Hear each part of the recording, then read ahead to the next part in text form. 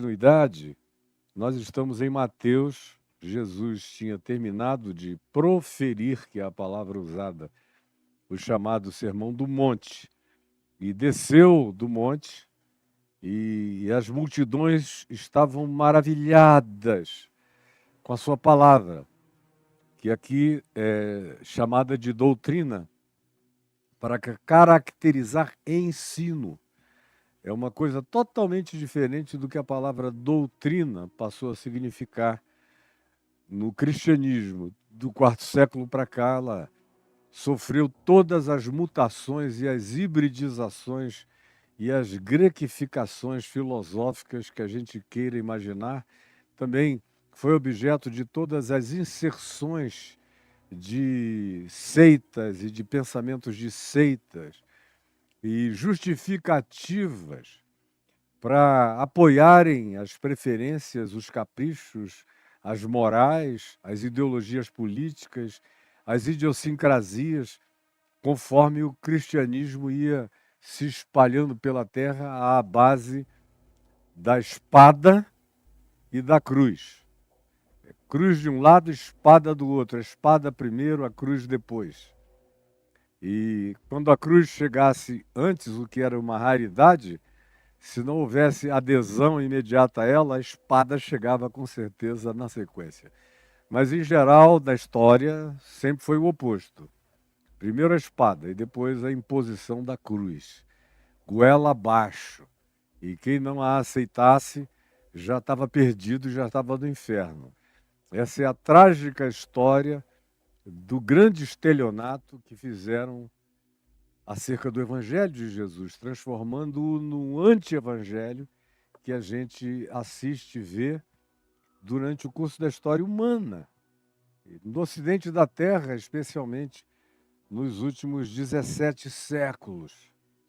E hoje, uma vez que eles ficaram perplexos com o Evangelho, com a sua doutrina, porque viram que Jesus ensinava não como os religiosos, nem como os pedagogos da religião, nem como os mestres da homilética religiosa, nem com as temáticas e os conteúdos, as morais, os usos, os costumes, as ênfases de natureza comportamental, com uma ênfase preferencial na questão de natureza sexual, que sempre teve uma elevada cotação entre os pecados, objeto de apedrejamento e de endurecimento do coração, seguido de dinheiro, de dízimo, sexo, dinheiro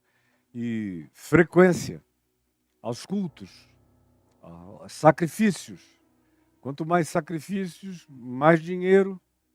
Naquele tempo, não só dinheiro de dízimo, mas o dinheiro na forma de comida, de animais. A melhor parte era dada aos sacerdotes da tribo de Levi, que eram os que viviam em tempo integral, eram os pastores, os sacerdotes oficiais, eram os que carregavam o credenciamento oficial para falar em nome de Deus. Então, as multidões, quando acabaram de ouvir Jesus, disseram: não tem nada a ver com o que está em volta de nós. Até aqui, a gente recebeu uma formatação. Eles preparavam os seus escribas, os seus religiosos, os seus sacerdotes, os seus profissionais de Deus em escala industrial. Quem viu um, viu quase todos, com diferenciações vinculadas a que tipo de seita particularizada o sacerdote teologicamente tivesse feito a sua opção, ou preferência, ou gostasse mais. Mas era mais do mesmo sempre, o tempo todo. Vingança implicava em vingança, era olho por olho, dente por dente, e me fez mal, vou fazer pior. Quem sabia mais ostentava essa sabedoria. As espiritualidades eram objeto de divulgação, de outdoor, de billboard, de propaganda, na praça, na esquina, no templo, na rua, em todo lugar. Todas as coisas relacionadas a Deus eram feitas da cara para fora, para todo mundo ver. Deus era a commodity das commodities e a piedade era uma demonstração de crédito espiritual que o indivíduo tinha. E quanto mais, e tanto mais quanto ele manifestasse publicamente a sua piedade, mais ele revelava o tamanho da sua conta bancária, religiosa e espiritual. Era assim que todos se comportavam e é em relação a isso tudo que Jesus enfrenta e fala a respeito durante o que nós vimos nos últimos meses, nesse falar chamado, apelidado de o Sermão do Monte, o que é uma coisa muito pequena, muito diminuta, muito religiosa, muito beata para caracterizar o que de fato isso aqui é. Isso é uma revolução. Isso aqui não tem paralelos. É para deixar as multidões do mundo inteiro perplexas quando tivessem a chance de fato ouvi-la, ouvir essa palavra, com essa autoridade, por esse mensageiro, com essa gravidade, com essa luminiscência de amor, de compaixão, de misericórdia. Um outro conceito de justiça, que não era justicismo, nem legalismo, nem moralismo, nem comportamentalismo, nem behaviorismo de nenhuma natureza. Era tudo invertido, tudo ao contrário do que a religião praticava. E tudo carregado, encharcado de Deus. Como eles nunca tinham sonhado que veriam, nem que era possível. Muito menos, jamais tinham imaginado coisa igual que estava acontecendo diante deles. Com uma simplicidade aterradora, assombrosa. Não havia nenhum séquito de preparação, não havia trombetas, não havia roteiros, não havia reluzências artificiais de nenhuma natureza. Era ele, simples. Quanto mais humano, mais divino. Quanto mais divino, mais humano, mais exposto, mais aberto. E mais o sarrafo subia, mais a referência do significado de Deus transcendia a tudo quanto até então os maiores e melhores sábios de Israel jamais tinham proposto, nem sonhado em propor. E quem vê isso em primeira mão e reconhece isso em primeira mão são as multidões. Caiu aqui para mim no meu Instagram alguma coisa, caiu, desapareceu, embora diga que está ao vivo, mas eu sigo com você. Pois bem. Então,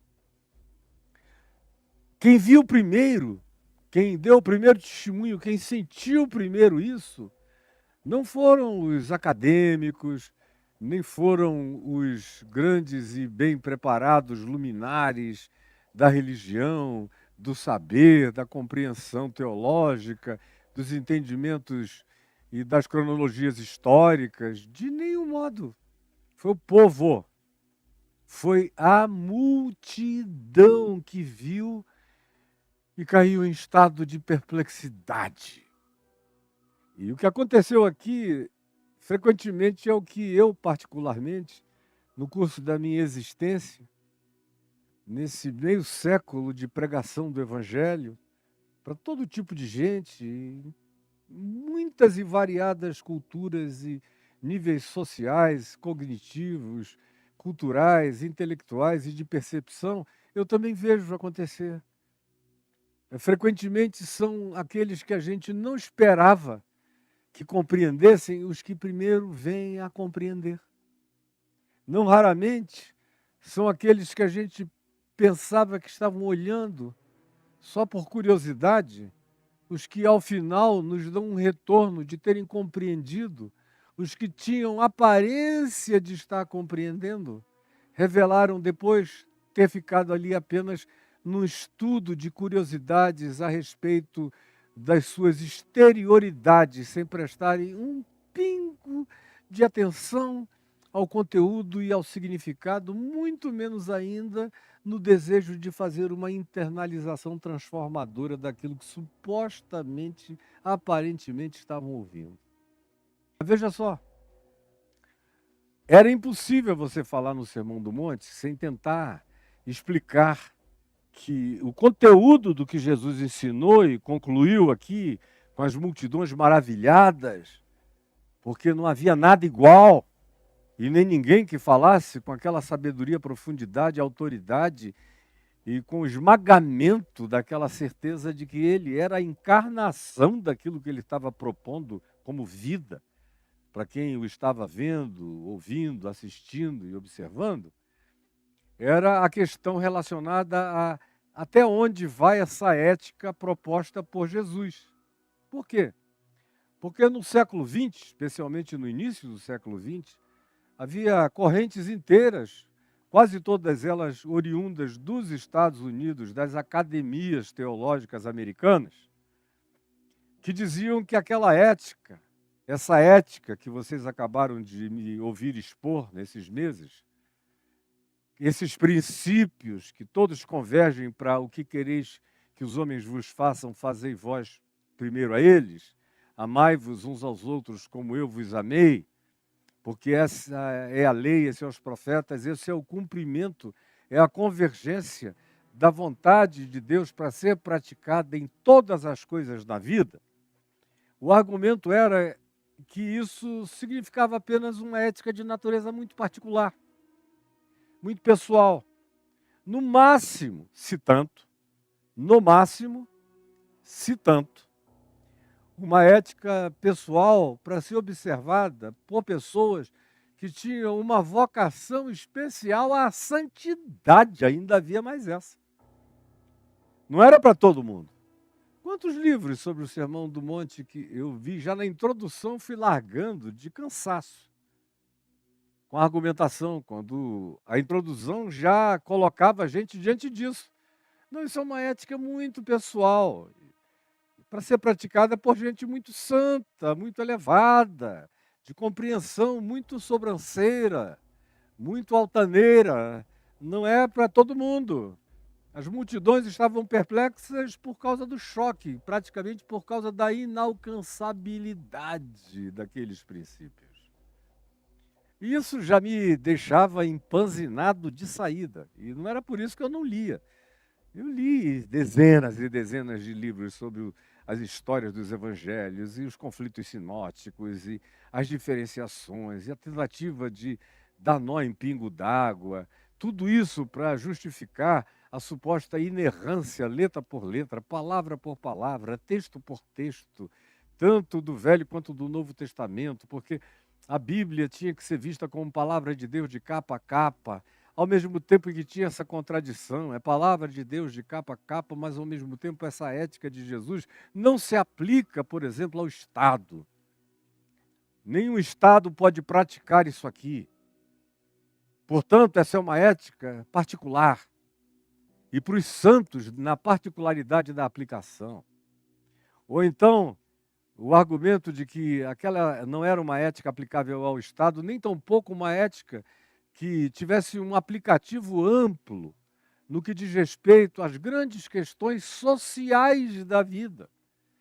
Estava nascendo também, já tinha a chamada teologia social nos Estados Unidos, emanando da Faculdade Teológica da Universidade de Princeton e de outras tantas nos Estados Unidos, que tinham começado a elaborar isso nos anos 30, nos 50 ganhou a sua densidade maior, teologia do evangelho social, e aí teologia da esperança humana, e aí veio a teologia da libertação, e na teologia da libertação isso ganhou a sua consumação maior, porque era tão real que esse ensino de Jesus não podia ser praticado dentro do espírito revolucionário proposto pelos teólogos da libertação, porque eles não propunham que você desse a outra face. Não propunham que você entregasse a capa e a túnica. Não propunham que você amasse o inimigo e orasse por aqueles que perseguiam a você. Ao contrário, a mediação, o método, a prática medianeira daquilo que era a seleção feita, a maior parte arrancada dos profetas do Antigo Testamento, na teologia da libertação, onde Amós era o campeão, e Ezequiel, algumas partes e porções de Isaías, ou de Jeremias, ou de Miqueias, ou de Oséias, e o evangelho predileto era o de Lucas. O Sermão do Monte aqui de Mateus, por exemplo, não era tão querido pela teologia da libertação desde o início, porque já começava com bem-aventurados, caiu de novo aqui esse Instagram, bem-aventurados os humildes de espírito, os macários. E em Lucas não, bem-aventurados os pobres, falando do pobre, pobre, pobre, pobre de marré, marré, marré. Então, obviamente, é no texto da predileção do pessoal da teologia da libertação. E Karl Marx foi eleito como o indivíduo que era a chave hermenêutica para a leitura do Evangelho na teologia da libertação. Não era Jesus a chave hermenêutica, era Karl Marx. Você tinha que ler a Bíblia toda a partir da dialética marxista-leninista.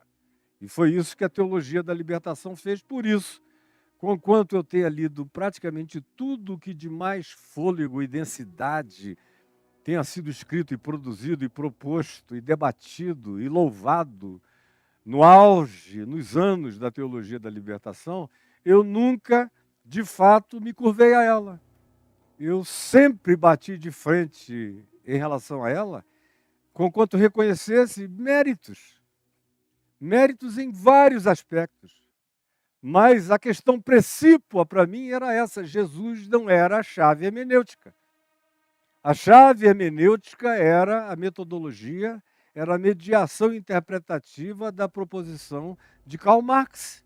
Isso nunca foi algo que nem de longe qualquer dos meus pelos pudesse aceitar, não por causa de Marx, mas por causa do fato de que Jesus nunca foi o maior, nem o mais importante, nem o mais significativo na minha vida. Ele sempre foi tudo. Absolutamente absoluto. E o resto, derivados relativos, de vida passageira e circunstancial. Eu nunca pensei de outro modo e nunca fui de outra forma e nem serei jamais de outro modo. E quem quer que tente me colocar em qualquer enquadramento desse, está pecando contra a minha história, a natureza da minha vida, a verdade do meu pensamento e a encarnação de quem eu sou, de quem eu vivo, do que eu prego e do que tem sido a minha existência no planeta. E só faz isso quem ou não sabe nada ou está absolutamente mal intencionado, desejando fabricar uma pessoa que não sou eu para consumo de outros, para manter milhões enganados a respeito de quem eu sou e do que eu ensino, mas tudo isso está nas mãos daquele que é o Senhor da minha vida. E não sou eu que tenho que me explicar nem me justificar de nada. Vai chegar um dia em que tudo vai ficar mais claro do que o sol a pino, diante da percepção de todos. E vai ser um dia de luz e de verdade, mesmo que não seja debaixo deste sol, mesmo que tenha que ser para além dos portais da eternidade.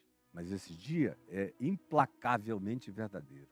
Por isso, vocês me encontram nessa paz toda e nessa tranquilidade de alma.